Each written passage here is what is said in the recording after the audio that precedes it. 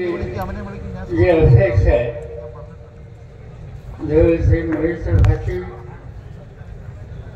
ज्यांची खून तुतारी वाजवणारा माणूस आहे त्याच्यासोबत वचन गावायचं आणि मोठ्या वचनी त्यांना देशाच्या लोकसभेमध्ये किंवा सगळ्यांचा प्रतिनिधी त्या ठिकाणी पाठवायचं. काही लोक म्हणतात मला काही लोक असं म्हणजे की लोकसभा येणे होती त्या तरुण माणसाला कसा भाग होतायचा कोणतरी वडील जाईल भाग पाहिजे. मला आमची गमत वाटते की असा सरकार लोक कसा करतात. लोकशाहीमध्ये काम करण्याची हिंमत कर्तृत्व आणि समाजाची बांधिलकी या गोष्टी असल्याच्या नंतर वय कधी आलो करत.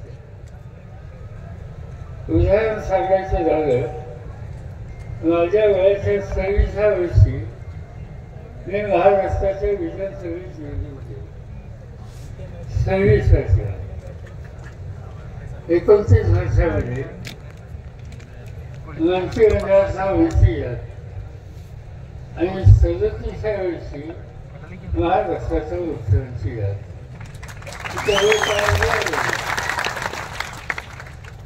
आणि इथं घराची पार्श्वभूमी आहे. तिच्या आल्याच्या नंतर मी सहजच विचार करत होतो की एकेकाळी माझ्या राजकारणाच्या सुरुवातीच्या काळामध्ये मी कधी कधी आपल्याला येत असतो. माझे वसील भाऊ अफाजान पवार शंकरराव मोहितेंच्या बरोबर कार्यकारी संचालक म्हणून काम करत होते. आणि त्या दोघांचे एक वेगळे नातेसंबंध होते आणि दोघांच्या डोक्यामध्ये एकच विचार असायचा या सगळ्या परिसराचा विकास कसा करायचा. आणि शंकररावजी आयुष्यभर हे काम केले. अनेक प्रश्न होते. त्या काळात दुष्काळ असायचा, पाण्याचा प्रश्न असायचा, आणखी काही गोष्टी जोडधंदे व्हावेत अशा प्रकारची त्यांची अपेक्षा असायची. कारखाना उत्तम चालला पाहिजे त्याबद्दल त्यांची भावना असायची. सतत एकच गोष्ट डोक्यामध्ये विकास विकास विकास लागाचा विकास आणि लोकांच्या संसारामध्ये कसा बदल करता येईल हेच काम त्यांनी सुरुवात केली. मला आठवत आहे की हे विजलीचं धरण आहे. त्या धरणाच्यासाठी अनेकांनी प्रयत्न केले त्या काळात आणि त्याच्यामध्ये शंकरराव मोहितेंचा मोठा उत्साह होता. आणि त्याच्यावरचं कारण हे होतं या भागाच्या शेतीला पाणी मिळावं. नाशिकचा सगळा भाग सोडला, अतुलचा भाग सोडला, माळीनगरचा भाग सोडला तर या सगळ्या भागात मंगळ योजनाचा पैजासपूर तालुक्याचा सगळीकडे एकच पीक असायचं आणि ते म्हणजे ज्वारी. मंगळ योजनेची ज्वारी ती प्रसिद्ध असायची. आणि ज्यावेळी हे धरण या ठिकाणी बांधलं त्या धरणाच्या उद्घाटनाला त्यावेळेचे देशाचे ज्येष्ठ नेते यशवंतराव चव्हाण हे आले. त्या कार्यक्रमाला मी हजर होतो कार्यकर्ता म्हणून आणि चव्हाण साहेबांनी भाषण केलं. ते भाषण माझ्या लक्षात कायमचे आहे.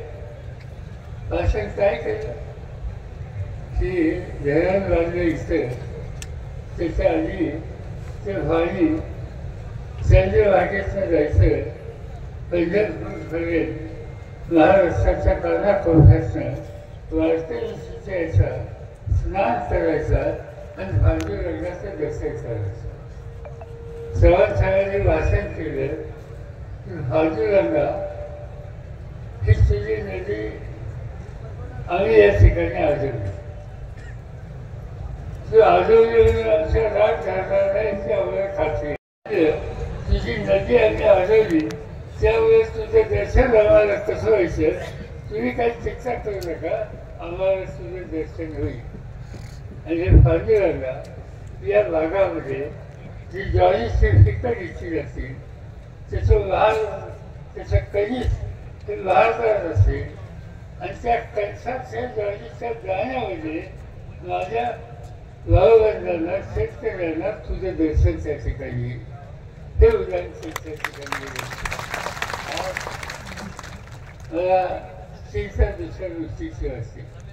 मी अनेकदा प्रवास करतो, कधी सोलापूरला जातो, कधी हेलिकॉप्टरवरनं जात असतो आणि खाली उजवी लागली की मला जुन्या गोष्टी आठवतात आणि उजवीकडे माझी नजर गेली तर माझी झोप खराब होती. कालचे पाणी कालची त्याच्यामध्ये काय भरलं काय म्हणतात त्याला भरलं की भाऊ यायचं सगळं त्या एक दोनदा त्या विजलीचं प्रत्यक्ष भागी कसं आहे हे बघायला मी माझ्या ड्रायव्हरला सांगितलं गाडी घाल त्या बाजूला आणि बघितलं हातामध्ये थोडं पाणी घेतलं त्याचा वास काय येतो पिणं शक्य नाही, अतिशय गरीब पाणी.